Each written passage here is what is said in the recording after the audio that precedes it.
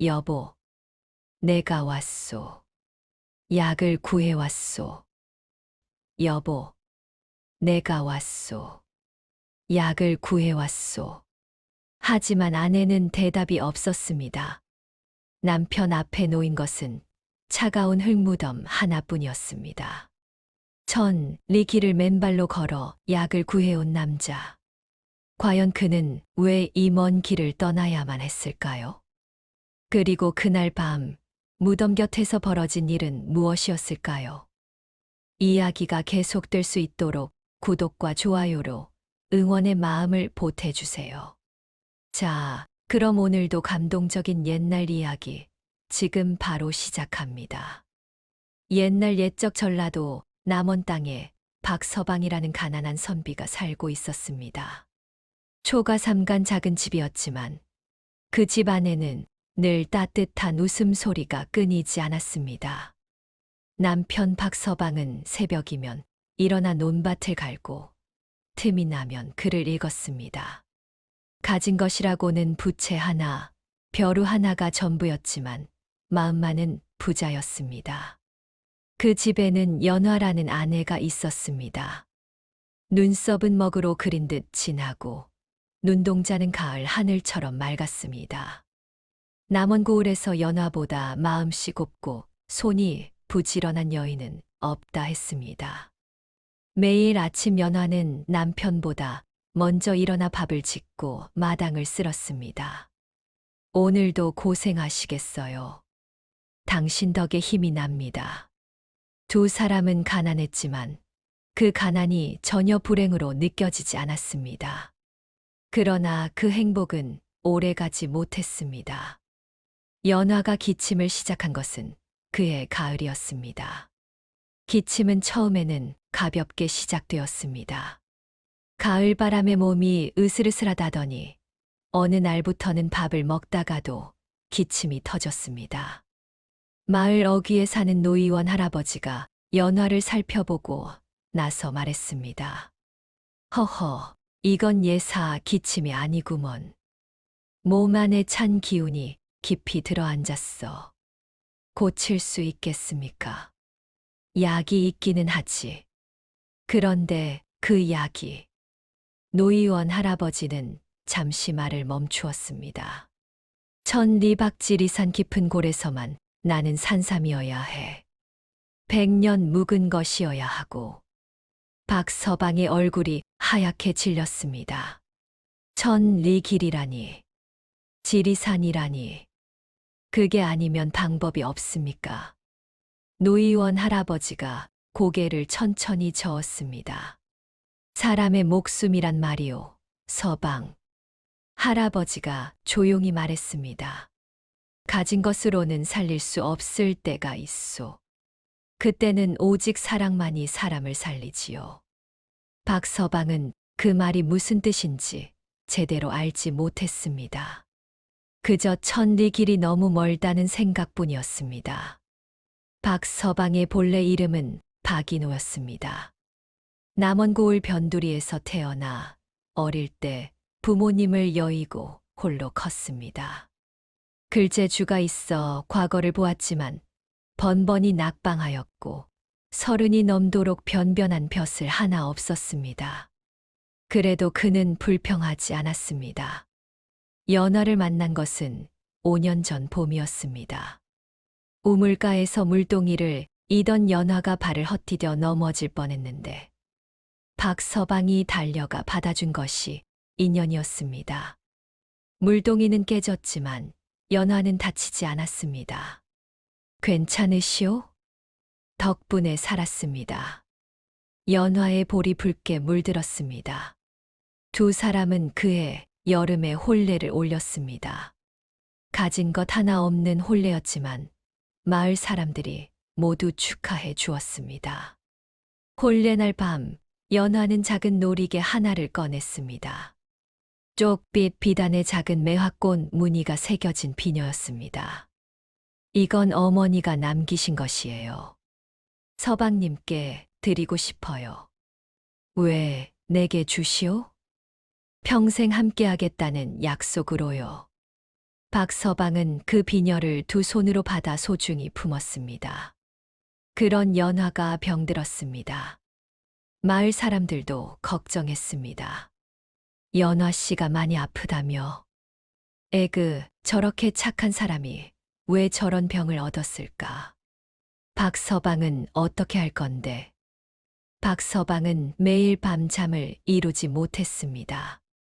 연화의 기침 소리가 밤마다 더 심해졌습니다.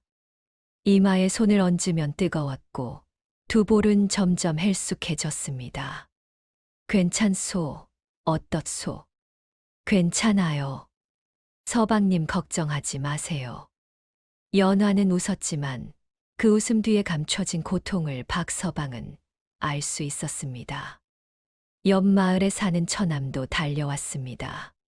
형님 어찌하실 겁니까? 의원 말로는 지리산 산삼이 유일한 약이라 하지 않습니까? 알고 있네. 그 먼 길을 어떻게 갑니까? 혼자서는 무리입니다. 그렇다고 가만히 앉아 있을 수는 없지 않은가. 박서방의 눈이 굳어졌습니다. 그날 밤이었습니다. 연화가 갑자기 크게 기침을 하더니 손수건에 붉은 것을 토했습니다. 박서방이 달려가 부축했습니다. 여보, 여보. 연화의 얼굴은 창백했고 손이 떨렸습니다. 괜찮아요. 서방님, 놀라지 마세요. 어떻게 놀라지 않습니까? 박서방은 연화의 손을 꽉 잡았습니다. 손이 얼음장처럼 차가웠습니다. 그날 밤 박서방은 연화가 잠든 것을 확인하고 마당으로 나왔습니다. 가을 하늘에 별이 가득했습니다. 그는 한참 동안 하늘을 바라보았습니다. 가야 한다. 중얼거리듯 혼자 말했습니다. 천리 길이 두렵지 않은 것은 아니었습니다. 지리산이 얼마나 험한 산인지 박서방도 들어 알고 있었습니다. 하지만 지금 이 자리에서 아내가 쓰러지는 것을 바라보고 있을 수는 없었습니다. 이튿날 아침 박서방은 연화에게 말했습니다. 여보, 내 잠깐 다녀올 곳이 있소. 연화의 눈이 커졌습니다. 어디를요? 지리산에 다녀오겠소. 서방님. 연화가 몸을 일으키려 했지만 힘이 없었습니다. 안 됩니다. 그 먼 길을 어떻게 혼자 가십니까? 괜찮소. 금방 다녀오겠소. 지리산이 얼마나 험한 산인지 아시잖아요. 박서방이 웃으며 연화의 손을 잡았습니다. 당신이 있으니 반드시 살아 돌아옵니다. 처남이 소식을 듣고 달려왔습니다. 형님, 지금 무슨 말씀을 하시는 겁니까? 지리산이 얼마나 먼 줄 아십니까? 알고 있네. 천리 길입니다. 왕복이면 2달은 좋게 걸립니다. 알고 있다고 했네. 산삼이 있다는 보장도 없지 않습니까? 헛걸음을 하면 어쩌시려고요? 박서방은 대답하지 않았습니다. 형님, 저와 함께 가시겠습니까? 아니, 자네는 집을 지키게. 연화 곁에 있어 주게. 그러면 어떻게? 혼자 간다고 했네. 마을 어귀의 노의원 할아버지도 말렸습니다. 서방, 그 길이 보통 길이 아니야. 산짐승도 많고 길도 험해. 날이 추워지기 전에 가야 하는데 지금 떠나면 한겨울에 산에 들어가야 해. 그래도 가야 합니다. 약을 구하지 못하면 빈손으로 돌아오면 구해야지요. 노의원이 한참 박서방을 바라보다가 한숨을 쉬었습니다. 허허, 자네 눈을 보니 막을 수가 없구먼. 그날 저녁 연화가 박서방의 손을 잡았습니다. 서방님, 제발 가지 마세요. 눈에 눈물이 그렁그렁했습니다. 당신 없이는 저도 살 수 없어요. 약이 없어도 괜찮으니 그냥 제 곁에 있어 주세요. 박서방은 연화의 손을 꽉 쥐었습니다. 연화, 예. 내가 돌아오면 새봄에 꽃 구경 가기로 약속합시다. 연화의 눈에서 눈물이 흘러내렸습니다. 꼭 돌아오세요. 약속합니다. 박서방은 연화의 비녀를 꺼내 연화의 머리에 꽂아 주었습니다. 이게 당신 곁으로 돌아오겠다는 내 약속이요. 연화가 고개를 끄덕였습니다. 볼을 타고 눈물이 흘렀습니다. 이튿날 새벽이었습니다. 닭이 울기도 전에 박서방은 일어났습니다. 보찜 하나에 걸약 몇 줌, 집신 두 켤레를 챙겼습니다. 연화는 자는 척했지만 눈을 뜨고 있었습니다. 박서방이 나지막이 말했습니다. 다녀오겠소. 연화의 눈꺼풀 아래로 눈물 한 줄기가 흘렀습니다. 박서방은 문을 열고 나섰습니다. 찬바람이 얼굴을 스쳤습니다. 하늘은 아직 어두웠고 별이 총총했습니다. 그는 뒤를 돌아보지 않았습니다. 돌아보면 발이 떨어지지 않을 것 같았습니다. 한 발, 한 발, 남쪽을 향해 걸었습니다. 반드시 돌아온다. 박서방이 길을 떠난 지 열흘이 지났을 무렵이었습니다. 지리산으로 가는 길목 어느 주막에서 박서방은 한 노인을 만났습니다. 어디로 가는 길이요? 지리산으로 갑니다. 이 겨울에 지리산을 무슨 일로? 아내가 아픕니다. 100년 묵은 산삼이 필요합니다. 노인이 한참 박서방을 바라보았습니다. 산삼이 아무 데나 있는 것이 아니요. 알고 있습니다. 그래도 가야 합니다. 왜? 아내가 기다리고 있으니까요. 노인이 천천히 고개를 끄덕였습니다. 같이 가지요. 예. 나도 그 산에 갈 일이 있소. 길을 알고 있소. 박서방은 뜻밖의 동행이 생겼습니다. 노인의 이름은 알 수 없었습니다. 그냥 영감이라 부르시오. 영감은 산길을 귀신처럼 알았습니다. 어느 길로 가면 빠르고 어느 길로 가면 위험한지, 날씨가 언제 바뀔지, 물은 어디서 구해야 하는지. 밤에는 모닥불을 피워놓고 두 사람이 마주 앉았습니다. 아내를 많이 사랑하오? 이 세상 무엇보다 소중합니다. 영감이 잔잔히 웃었습니다. 사랑이란 말이오. 주는 것이 아니라 기다리는 것이오. 기다리는 것이라고요? 그렇소.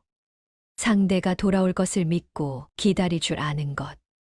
그것이 진정한 사랑이오. 박서방은 그 말을 마음에 새겼습니다.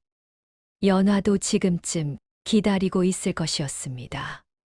자신이 돌아올 것을 믿으며. 아직 멀었습니까? 산삼은 산 깊은 곳에 있소. 서두르면 찾지 못하오. 산삼은 사람을 피한다고 했습니다. 욕심을 내면 절대 보이지 않고 마음이 맑아야 눈에 들어온다고.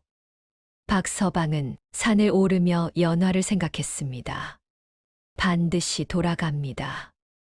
혼자 중얼거리며 걸었습니다. 영감과 함께 산중에서 사흘을 보냈습니다. 첫날은 길을 잃었습니다.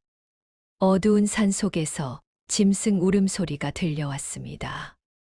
박서방은 두려웠지만 영감이 태연했습니다. 두려워하지 마시오. 산짐승도 선한 마음을 알아보오. 둘째 날은 큰 강을 건너야 했습니다.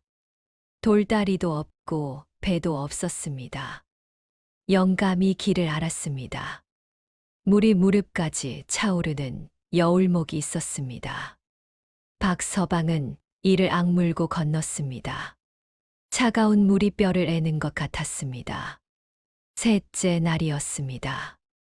영감이 걸음을 멈추었습니다. 저기요. 손가락이 가리키는 곳에 오래된 소나무 아래 조그만 풀 하나가 서 있었습니다. 붉은 열매가 달려 있고 흰 수염 같은 뿌리가 드러나 보였습니다. 박서방의 가슴이 쿵 내려앉았습니다. 이것이 산삼이요. 것도 보통 것이 아니요.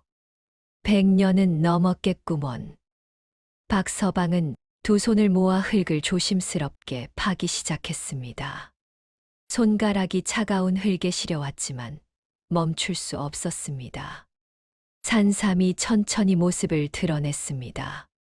두 뿌리가 사람의 다리처럼 갈라져 있었고 가늘고 긴 수염 뿌리가 사방으로 뻗어 있었습니다. 감사합니다. 박서방은 산을 향해 두 손을 모아 절을 올렸습니다. 영감이 조용히 말했습니다.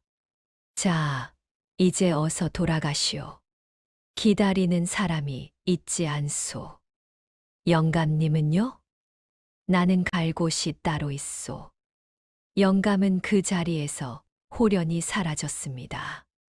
박서방은 한참 서 있다가 발걸음을 돌렸습니다. 이제 돌아가야 했습니다. 연화가 기다리고 있었습니다. 돌아오는 길은 올라갈 때보다 빠르게 느껴졌습니다. 마음이 앞서 달려갔기 때문일 것입니다. 발에 힘이 없어도 걸었습니다. 허기가 져도 쉬지 않았습니다. 이제 다 됐소. 연화, 이제 곧 가오. 날이 갈수록 발바닥은 더 헤어졌습니다. 발등이 붓고 피가 배어났습니다. 하지만 박서방은 멈추지 않았습니다. 그가 남원 땅에 들어선 것은 집을 떠난 지 50일 만이었습니다. 남원 고을 어귀에 다다랐을 때 박서방은 반쯤 뛰다시피 걸었습니다. 산삼을 품 안에 꼭 안고 거의 다 헤어진 집신을 신은 채로 드디어 익숙한 길이 보였습니다. 저 멀리 초가삼간 지붕이 눈에 들어왔습니다. 연화, 나요, 돌아왔소. 박서방이 목청껏 외쳤습니다. 마당이 조용했습니다. 이상했습니다. 연화라면 저 소리를 듣고 달려 나왔을 것입니다. 처남이 대문 밖에 서 있었습니다. 얼굴이 창백했습니다. 형님, 아, 자네. 나 왔네. 산삼을 구했네. 어서 연화한테. 형님. 처남의 목소리가 떨렸습니다. 박서방의 발이 멈추었습니다. 연화는요? 연화는 어디 있소? 처남이 고개를 떨구었습니다. 그 순간 박서방의 손에서 보찜이 스르르 떨어졌습니다. 연화는 박서방이 떠난 지 20날 만에 세상을 떠났다고 했습니다. 그날 새벽 기침이 심해지더니 해가 뜰 무렵 조용히 눈을 감았다고. 마지막 말은 이랬다고 했습니다. 서방님이 꼭 돌아오실 거예요. 박서방은 한동안 그 자리에 서 있었습니다. 발이 떼어지지 않았습니다. 처남이 어깨를 잡았습니다. 형님, 정신 차리세요. 박서방은 천천히 발을 옮겼습니다. 뒷산 기슭에 무덤이 있었습니다. 흙이 아직 새 것이었습니다. 봉분 위에 마른 풀잎이 흩어져 있었습니다. 박서방은 무덤 앞에 무릎을 꿇었습니다. 산삼을 품에서 꺼내 무덤 앞에 놓았습니다. 여보, 목이 메어 그 이상 말이 나오지 않았습니다. 내가 왔소. 그게 전부였습니다. 하늘이 맑았습니다. 바람도 없었습니다. 무덤은 조용히 서 있었습니다. 그날 밤 박서방은 무덤 곁을 떠나지 않았습니다. 밤이 깊어 서리가 내렸지만 그는 꼼짝하지 않았습니다. 처남이 와서 말렸습니다. 형님, 안으로 들어가세요. 몸 상합니다. 조금만 더 있겠네. 얼마나 지났을까요? 박서방은 스르르 눈이 감겼습니다. 추위와 피로가 한꺼번에 몰려왔습니다. 그리고 꿈을 꾸었습니다. 꿈 속에서 연화가 웃고 있었습니다. 평소처럼 마당을 쓸고 있었습니다. 서방님, 오셨어요? 연화. 박서방이 달려가려 했지만 발이 움직이지 않았습니다. 다가오지 마세요. 연화가 손을 들었습니다. 왜요? 왜 못 가오? 저는 이미 이쪽 세상 사람이 아니에요. 서방님이 이쪽으로 오시면 안 돼요. 연화. 서방님. 울지 마세요. 연화가 웃었습니다. 저는 괜찮아요. 정말 괜찮아요. 서방님 오실 줄 알았어요. 반드시 오실 줄 알았어요. 왜 나를 기다리지 않았소? 조금만 더 기다려 주었으면. 연화의 눈이 촉촉해졌습니다. 기다렸어요. 끝까지. 그런데 왜? 몸이 말을 듣지 않았어요. 꿈 속의 연화가 뒤를 돌아보았습니다. 그리고 다시 박서방을 바라보았습니다. 서방님, 한 가지만 부탁드려도 될까요? 무엇이든 말하오. 살아주세요. 제 목까지요. 연화. 서방님이 살아있으면 저도 어딘가에서 살아있는 거예요. 그러니까 제발 살아주세요. 박서방이 눈을 뜨자 날이 밝아 있었습니다. 차가운 땅바닥에 앉아 있었습니다. 뺨이 얼어붙었고 손발이 감각이 없었습니다. 무덤은 그대로였습니다. 연화의 꿈 때문이었는지 아니면 사흘 밤낮의 통곡 때문이었는지 박서방은 자리를 털고 일어났습니다. 그리고 무덤을 바라보며 말했습니다. 알았소. 살겠소. 그 목소리는 작았지만 굳었습니다. 그러나 시련은 그것으로 끝이 아니었습니다. 이웃 마을에 사는 윤씨 성의 부자가 연화의 장례 기간에 처남을 찾아왔다고 했습니다. 자네 형님 되시는 분이 돌아오셨다던데. 예, 돌아오셨습니다. 그 집 빚이 좀 있지 않소. 처남의 얼굴이 굳었습니다. 사실이었습니다. 박서방이 길을 떠나기 전 약재를 구하고 여비를 마련하느라 윤 씨에게 돈을 빌린 것이 있었습니다. 윤 씨는 남원에서 알아주는 구두쇠이자 고리대금업자였습니다. 돈 한 푼도 헛되이 쓰는 법이 없고 빚을 갚지 못하면 집과 땅이라도 빼앗는 것으로 유명했습니다. 빚을 갚을 능력이 있겠소. 마누라도 죽었다 하고. 아직 기일이 남아 있습니다. 기일. 내가 보기엔 저 초가삼간 하나도 못 지킬 것 같은데. 윤 씨가 싸늘하게 웃었습니다. 이자가 쌓이고 있소. 이달 안에 못 갚으면 저 집이라도 내놔야 할 거요. 처남이 박서방에게 그 말을 전했습니다. 박서방은 아무 말도 하지 않았습니다. 연화가 살던 집, 연화의 손때가 묻은 집, 혼례를 올리던 날 함께 문을 열던 그 집. 그것마저 빼앗기게 생겼습니다. 윤 씨는 약속한 날 아침에 나타났습니다. 하인 셋을 데리고 왔습니다. 어떻소? 준비가 됐소. 박서방은 마당에 서 있었습니다. 갚을 방법을 찾지 못했습니다. 그럼 집을 내놓으시오. 이 집만은 법이 그렇소. 빚을 못 갚으면 재산으로 갚는 것이요. 박서방은 아무 말도 할 수 없었습니다. 연화의 흔적이 남아있는 집이었습니다. 연화가 밥을 짓던 부뚜막, 연화가 물을 깃던 우물, 연화가 빨래를 널던 마당. 그 모든 것을 내줘야 했습니다. 하인들이 짐을 꺼내기 시작했습니다. 잠깐만요. 처남이 달려왔습니다. 제 집에 있는 것을 모두 팔겠습니다. 그것으로 부족하더라도 부족하면 소용없소. 다 채워야 하오. 윤 씨는 싸늘했습니다. 박서방은 마당 한가운데 서 있었습니다. 하늘이 흐렸습니다. 회색 구름이 가득했습니다. 모든 것을 잃었습니다. 아내를 잃었습니다. 집도 잃었습니다. 돌아올 곳도 없어졌습니다. 그때였습니다. 하인 하나가 박서방의 방에서 작은 것을 꺼내 들었습니다. 쪽비 비녀였습니다. 연화가 남기고 간 어머니의 비녀.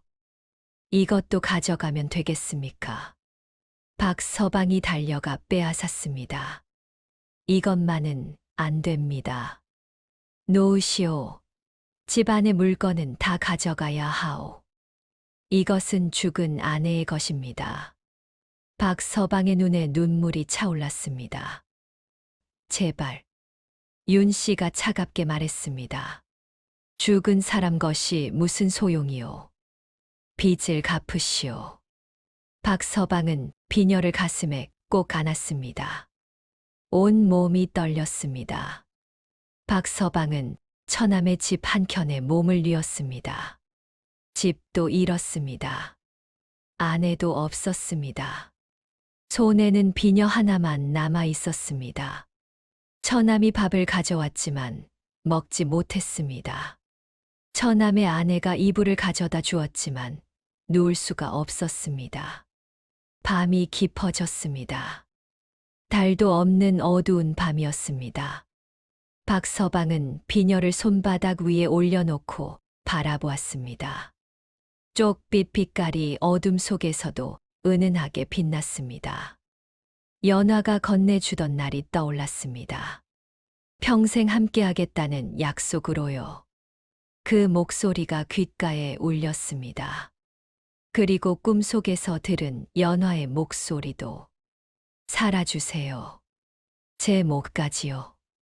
박서방은 눈을 감았습니다. 그러자 문득 지리산에서 만난 영감의 말이 떠올랐습니다.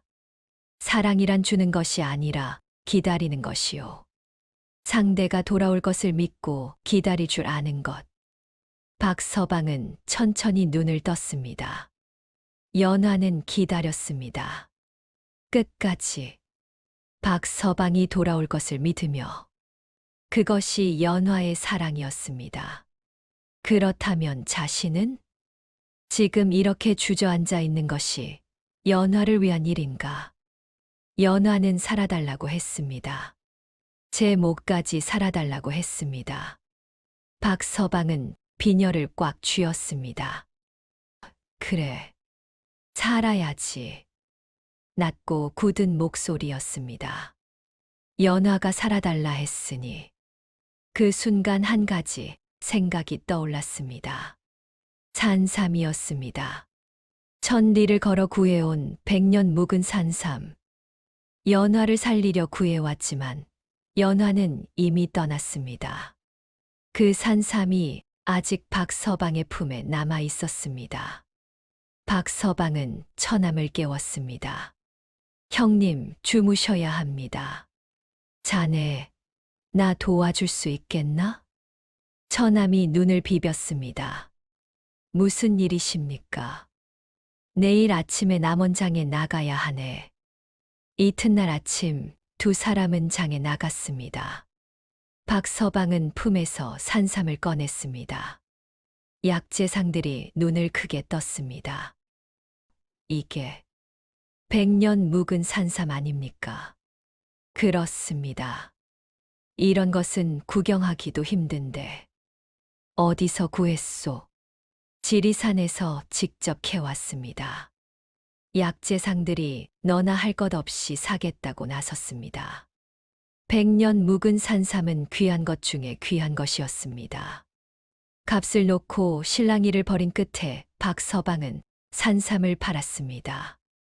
받은 돈을 세어보니 윤 씨에게 진 빚을 갚고도 남았습니다. 처남이 눈물이 그렁그렁했습니다. 형님, 가세. 윤 씨한테 가야지. 그 산삼이 연화 누나 살리려던 것 아닙니까? 그것을 연화가 이렇게 하길 원할 거야. 박서방이 웃었습니다. 오랫동안 볼 수 없었던 웃음이었습니다. 윤 씨의 집 앞에 두 사람이 나타났습니다. 빚을 갚으러 왔습니다. 윤 씨가 나오더니 눈썹을 올렸습니다. 빚을 어디서 그 돈이 생겼소? 그건 나리께서 아실 바 아닙니다. 얼마입니까? 윤 씨가 금액을 불렀습니다. 박서방은 셈을 맞추어 돈을 내놓았습니다. 이자까지 모두 포함된 금액이었습니다. 윤 씨의 얼굴이 묘하게 변했습니다. 예상치 못한 일이었습니다. 다 맞소. 세어 보십시오. 윤 씨가 돈을 세었습니다. 정확했습니다. 문서 가져오너라. 하인이 문서를 가져왔습니다. 윤 씨가 도장을 찍어 박서방에게 건넸습니다. 박서방은 문서를 받아 들고 돌아섰습니다. 집으로 돌아갔습니다. 연화가 살던 그 초가삼간으로 마당이 어질러져 있었습니다. 하인들이 짐을 꺼내면서 뒤집어 놓은 흔적이 남아 있었습니다.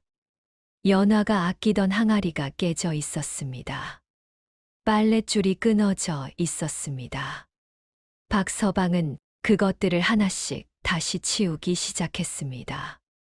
깨진 항아리는 치우고 빨랫줄은 다시 묶었습니다. 마당을 쓸었습니다. 처남이 말없이 옆에서 도왔습니다.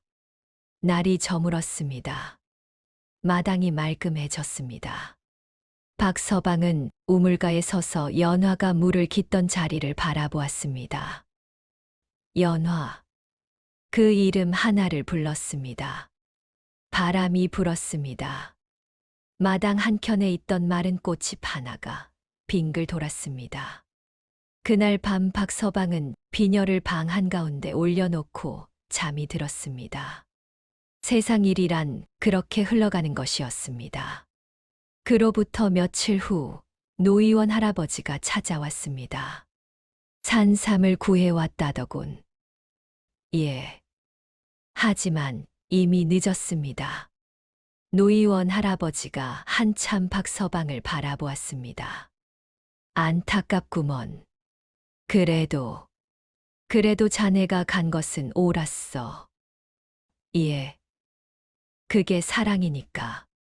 가만히 앉아 지켜보는 것이 아니라 할 수 있는 모든 것을 다 하는 것. 그게 사랑이야. 박서방은 아무 말도 하지 않았습니다. 노의원 할아버지가 일어서며 말했습니다. 이제 자네 살아야지. 박서방이 고개를 끄덕였습니다. 그리고 그 말 그대로 살았습니다. 이듬해 봄에 박서방은 다시 글을 읽기 시작했습니다. 연화가 살고 싶어 하던 봄이 왔으니까. 연화가 함께 꽃 구경 가자던 봄이었으니까. 장에 나가 약재를 팔고 약재를 캐는 일을 배웠습니다. 산을 아는 사람이 되었습니다. 아픈 사람이 있으면 달려갔습니다. 가난해서 약을 사지 못하는 사람에게는 돈을 받지 않았습니다. 사람들이 수군거렸습니다. 저 양반은 아내가 죽은 뒤로 사람이 됐대. 원래도 좋은 사람이었는데 더 좋아졌다는 거지. 처남이 하루는 박서방에게 물었습니다. 형님, 재혼 생각은 없으십니까? 박서방이 잠시 생각하더니 말했습니다. 연화가 살아달라고 했지. 다시 사랑하라고는 하지 않았어. 형님, 언젠가 마음이 가면 그때 생각해보지. 박서방은 웃었습니다. 그 웃음 속에 슬픔도 있었지만 따뜻한 것도 있었습니다. 세월이 흘렀습니다. 어느덧 10년이 지났습니다. 남원 고을에 박약재상이라는 사람이 있었습니다. 아픈 사람에게 약을 아끼지 않고 돈 없는 사람에게는 공짜로 약을 주는 사람으로 알려졌습니다. 덕분에 그 이름이 온 고을에 퍼졌습니다. 봄이 되면 박서방은 비싼 기슭에 꽃이 피었는지 확인하러 갔습니다. 연화의 무덤이 있는 곳이었습니다. 무덤 곁에는 작은 꽃나무 한 그루가 자라 있었습니다. 처음 갔을 때 씨앗 하나가 있더니 해가 지나며 자라난 것이었습니다. 이름 모를 꽃나무였습니다. 봄이면 하얀 꽃을 피웠습니다. 박서방은 그 꽃나무 앞에 앉아 연화에게 말을 걸었습니다. 올해도 왔소. 꽃이 잘 폈구려. 바람이 살랑 불었습니다. 꽃이 몇 장이 흩날렸습니다. 약속 기억하오. 봄에 꽃 구경 가기로 했지. 박서방이 웃었습니다. 이렇게 가끔 오는 걸로 대신합시다. 그는 한참 거기 앉아 있었습니다. 바람이 불고 꽃잎이 날렸습니다. 따뜻한 봄볕이 그의 어깨를 감쌌습니다. 예전에는 가난만 있던 초가삼간. 이제는 고을 사람들의 웃음소리가 드나드는 집이 되었습니다. 박서방은 변했습니다. 슬픔이 그를 더 깊은 사람으로 만들었습니다. 사랑이란 기다릴 줄 아는 것이라 했습니다. 연화는 끝까지 기다렸습니다. 박서방이 돌아올 것을 믿으며. 박서방은 천리를 걸었습니다. 연화 곁으로 돌아가기 위해. 그 발걸음이 너무 늦었을지라도 그 사랑만은 늦지 않았습니다. 진정한 사랑은 상대가 있을 때만 빛나는 것이 아니었습니다. 상대가 없어진 뒤에도 그 사람이 원하는 삶을 살아가는 것. 그것이 가장 깊은 사랑의 방식이었습니다. 무덤가의 해마다 꽃이 피었습니다. 박서방이 그 꽃을 볼 때마다 연화는 그곳에 있었습니다. 어디선가 살아 있었습니다. 다음 영상을 빠르게 만나보시려면 좋아요와 구독을 눌러주세요. 그럼 모두 행복한 하루 보내세요. 감사합니다.